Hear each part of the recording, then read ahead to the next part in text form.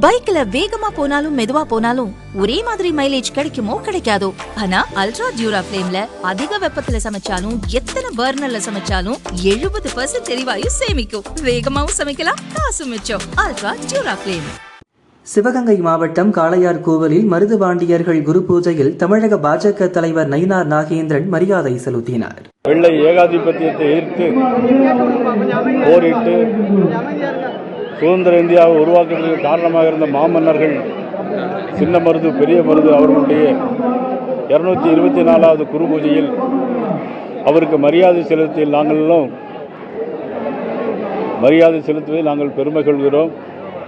மாண்புமிகு பாரத பிரதமர் நரேந்திர மோடி அவர்களும் பாரதிய ஜனதா கட்சி அனைவருமே இந்திய சுதந்திரத்திற்காக, தாய்நாட்டிற்காக, தேசத்திற்காக உயிர் நீத்தவர்களையும் போராடியவர்களையும் நினைவு கொள்வதிலும் பெருமை கொள்வதிலும் நாங்கள் பாரதிய ஜனதா கட்சி பெருமைப்படுகிறோம்.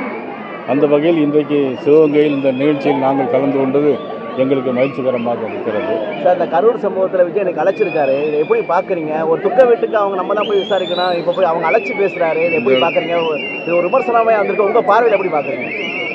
இப்போ இந்த நேரத்தில் இந்த இடத்துல அதை சொல்லணுமாங்கிறது வேறு விஷயம் இருந்தால் கூட 41 உயிர்களுக்கும் பாதுகாப்பு இல்லை.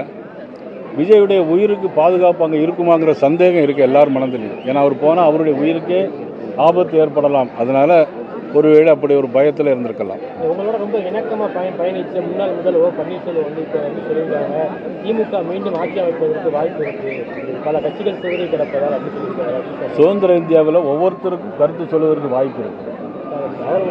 நாங்கள் சொல்கிறது இல்லைன்னா நாங்கள் வந்து எங்களுடைய தேசிய ஜனநாயக கூட்டணி தமிழகத்தில் ஆட்சி அமைக்கும், இது எங்களுடைய கருத்து. டிடிவி என்ன சொல்லியிருக்காருன்னா சார், இந்த மாதிரி தாவேக்கா வந்து ஏடிஎம் கூட போனால் பாஜகவை கைவிட்டு விடுவார் அப்படின்றாரு. நான் இப்போ ஏற்கனவே உங்களுக்கு சொன்னல, ஒவ்வொருத்தருக்கும் ஒவ்வொரு கருத்து கணிப்பு இருக்கும், ஒவ்வொருத்தருடைய சொந்த கருத்துக்கள் இருக்கும். அவர்களுடைய கருத்து அவங்க சொல்கிறாங்க. ஆனால் தேர்தல் முடிந்த பிறகு தான் அதனுடைய விஷயங்கள்லாம் தெரியும். தேசிய ஜனநாயக கூட்டணி நிச்சயமாக ஆட்சி அமைக்கும். இன்றைக்கி திராவிட முன்னேற்ற கழக அரசு எவ்வளோ மக்கள் விரோத அரசாக இருக்குது. கரூரில் 41 பேர் இறந்து போயிட்டாங்க. கள்ளக்குறிச்சியில் 65 பேர் கள்ளச்சாராயம் குடித்து இறந்து போயிட்டாங்க. பாலியல் வன்கொடுமை, 10 வயசு 15 வயசு பிள்ளைகள்லாம் ரோட்டில் தனியாக நிற்க முடியல. யாருடைய ஆட்சி? திராவிட முன்னேற்ற கழகத்தினுடைய ஆட்சி. யார் முதலமைச்சர்? மதிப்புக்குரிய நமது ஸ்டாலின் அவர்கள் முதலமைச்சராக இருக்கிறார். சட்டம் ஒழுங்கு எங்கே சரியாக இருக்குது?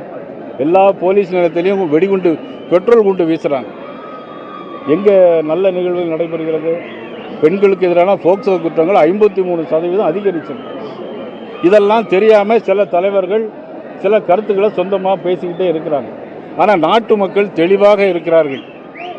இந்த மாதிரி சூழ்நிலையில் யாருக்கு வாக்களிக்க வேண்டிய என்று தீர்மானித்து விட்டார்கள். இன்றைக்கி மாமன்னர்களுடைய பூமி சிவகங்கை சீமையிலிருந்து சொல்கிறேன், தேசிய ஜனநாயக கூட்டணி உறுதியாக ஆட்சி அமைக்கும்.